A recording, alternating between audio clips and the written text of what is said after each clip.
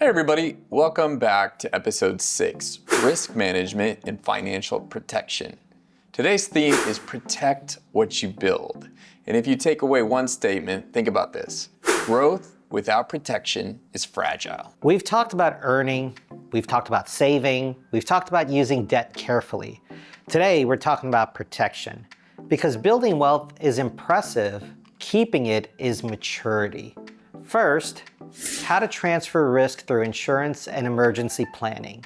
Second, how to protect yourself from modern financial threats. And finally, third, how diversification reduces concentration risk.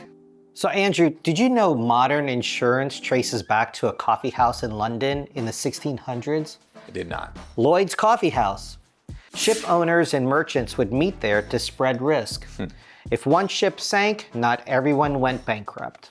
Imagine issuing wooden ships crossing oceans without GPS. That's real risk. But the principle is the same today. Spread that risk so one event doesn't destroy everything. All right, so let's go back to our friends David and Sarah. David hears about a coworker who had a medical emergency, unexpected surgery. He's weeks out of work and a bill larger than his car. Suddenly the word insurance feels very urgent. Insurance exists for one reason, to transfer catastrophic risk. You pay a small, predictable premium to avoid a large, unpredictable loss. These aren't investments. Insurance is protection. Let's compare what a medical emergency could look like for someone who is uninsured versus a person who is insured. This chart compares two outcomes for the exact same emergency. The uninsured patient takes the full $80,000 drop, wiping out savings. But on the right, the insured patient's line dips for a deductible, keeping core assets safely above zero. So how much emergency fund should you have? Well, step 1, starter emergency fund. It's always good to have something like $1,000 to $2,000 just in case something happens. This protects against small shocks and prevents high interest borrowing. Full emergency fund, something like 3 to 6 months of essential expenses. This will help you with your rent or your mortgage, utilities, food, insurance, those basic things that you just have to have. If income is stable, 3 months may be enough. If income is unpredictable, aim for 6 months or more. Your emergency fund buys time, and time reduces panic. And emergency savings don't earn high returns, but they earn stability, confidence, and they just make you feel a lot better. You pay a small predictable premium to avoid a large unpredictable loss. So insurance protects against what you cannot afford to lose. Your emergency fund covers smaller shocks, whereas insurance covers the disasters. Together they reduce risk.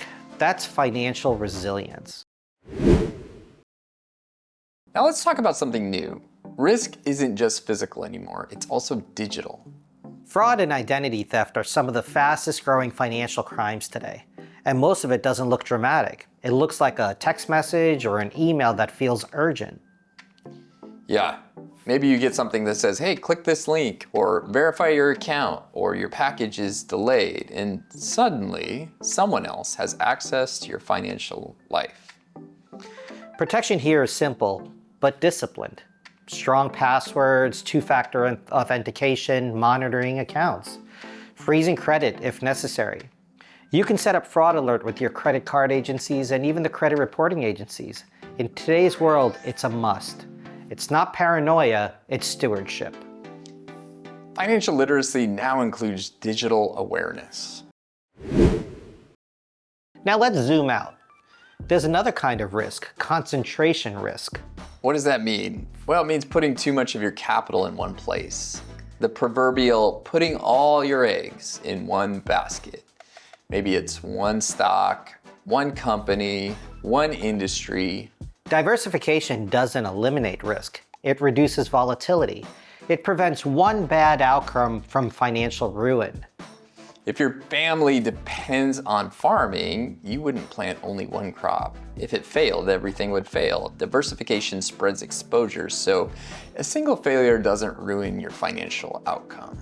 So coming back to our friends David and Sarah, what are some steps that David and Sarah took to reduce their risk? Well, for starters, they reviewed their policies. They increased their emergency fund to 6 months. They froze their credit after hearing about identity theft. They rebalanced retirement accounts for diversification. They didn't do anything flashy, just good decisions that made them stronger and better prepared for small and large disasters. So Andrew, what did we cover today? Well, we looked at insurance, covering those things that are out of our control with insurance, protecting ourselves from modern fraud, reducing concentrated risk through diversification into hard assets. These are ways to build wealth with intention.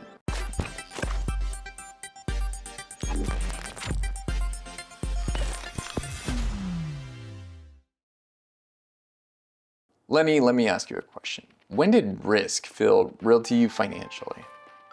Well, early on, I didn't really understand or know about this concept of diversification. So I remember, I had money in, obviously, my bank account. Sure. And I was investing in stocks. But I really wasn't invested in anything else. I didn't think about retirement because I was much younger at the time, right? Yeah. And that's one of the great failings of not thinking about it when you're younger. Sure. And so I didn't put money in different places. And so when I saw downturns in the market, I'd lose money. And of course, I would do what most people do today. I started selling everything. Well, only later on when I understood diversification, I realized, when I bought my first house and then had a rental property and then started having money in the stock market and in different places, I started to understand that when this market went down, it didn't impact other areas of my life. And so that was really a great eye-opener for me.